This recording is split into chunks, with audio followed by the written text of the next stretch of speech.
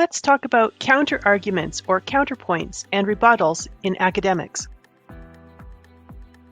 Arguments in general are like playing tennis. We make a point, someone argues why we're wrong, then we argue back to prove them wrong.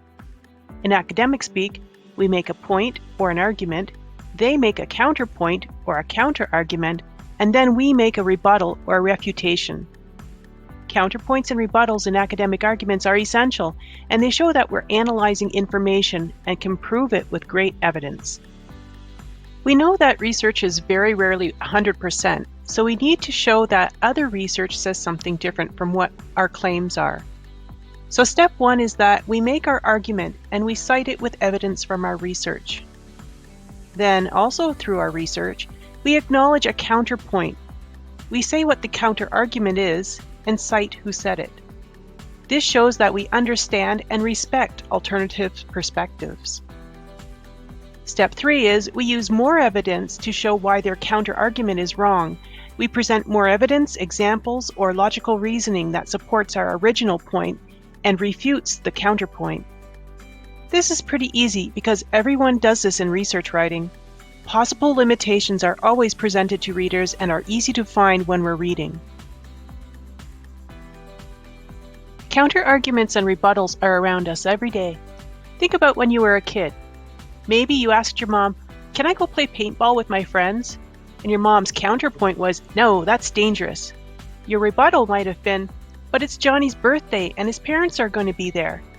Your mom's expression might change because you added some important information and now you're going to play paintball this weekend. Let's apply this technique to academic arguments. Let's go back to our dogs make better pets than cats essay we're doing.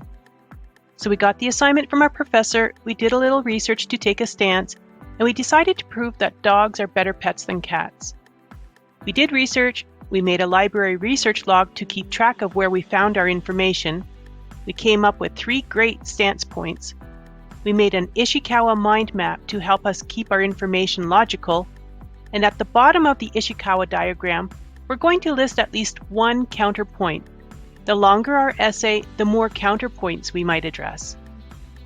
Our 3 stance points are: dogs are better pets than cats because of sociability, trainability, and defensibility. Our first claim for sociability is, dogs are known for their sociable nature, forming strong bonds with their owners. We paraphrased and cite our proof.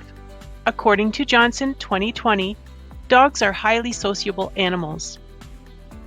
But we also found a great counterpoint to this.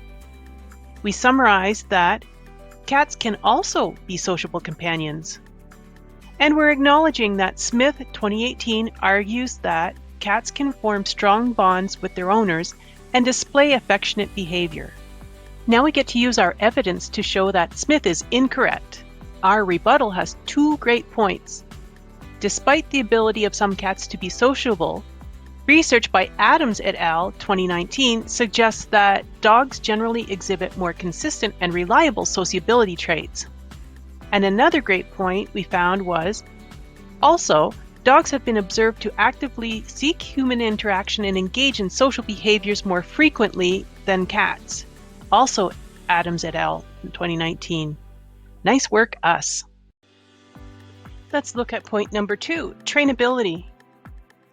Our main point is, dogs are often regarded as highly trainable pets, capable of learning various commands and complex tasks.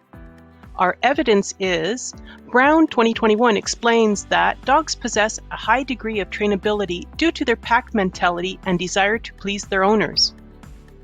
But the counterpoint is, cats can be trained as well.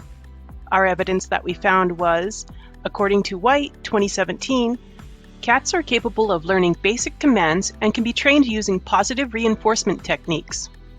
Once again, we've got 2 great points to refute the counterpoint. Our rebuttal is, while it is true that cats can be trained to some extent, research by Thompson et al. 2022 indicates that dogs generally exhibit higher trainability levels and are more receptive to training methods. And our other one is, the pack mentality and inherent desire to please their owners make dogs more trainable compared to cats. Thompson et al., 2022. Wow, 2 great points. Now let's address defensibility. Our third main point is dogs are often valued for their protective instincts and ability to guard homes. Our evidence is Jackson 2019 notes that dogs possess a strong sense of loyalty and are known to defend their owners and property. But in our research, we found somebody who disagrees.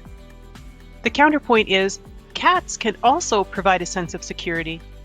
The evidence is, according to Garcia 2016, cats can exhibit territorial behavior and may deter intruders through their presence alone.